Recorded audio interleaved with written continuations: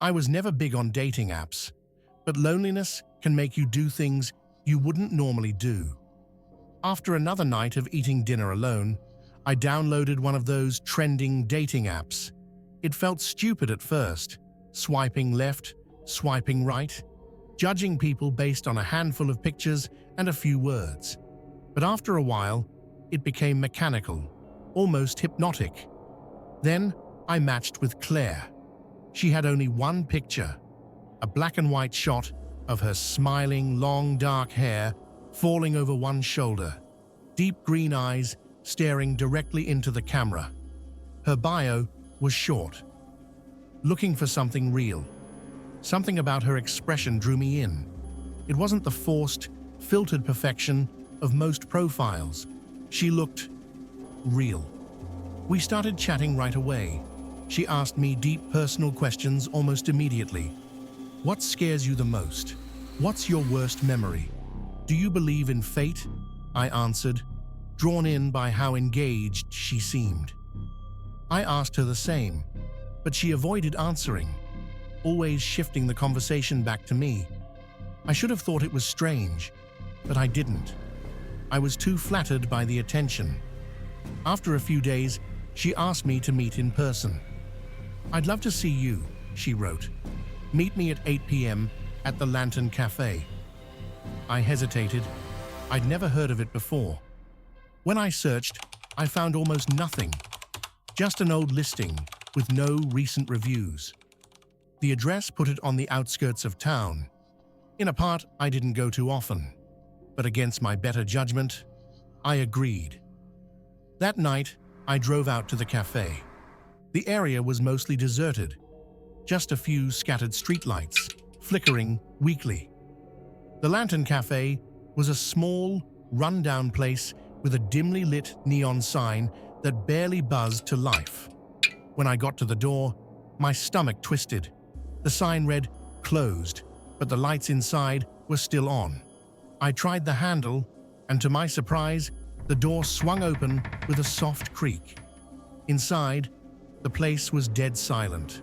No barista, no customers, just the hum of the old ceiling fan and the faint smell of stale coffee and dust. Then I saw her. She was sitting alone at a corner table, completely still. Claire looked exactly like her picture.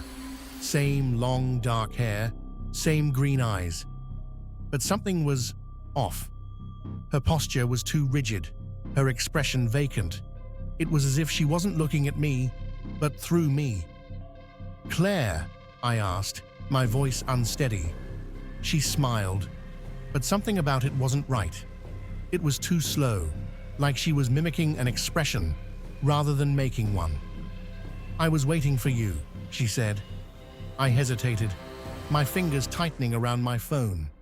Something about this felt wrong, like a dream that was about to turn into a nightmare.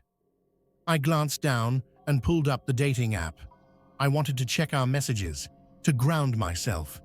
Maybe I was just being paranoid, but her profile was gone. No match, no messages, no trace that she had ever existed. A cold shiver ran down my spine. "You won't find me," Claire said softly. I looked up, my throat dry.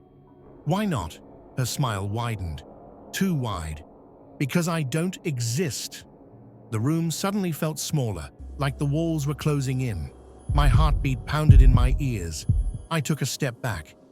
This is a joke, right?" She tilted her head, and for the first time, her eyes truly met mine. "You swiped right on something you shouldn't have." The cafe lights flickered.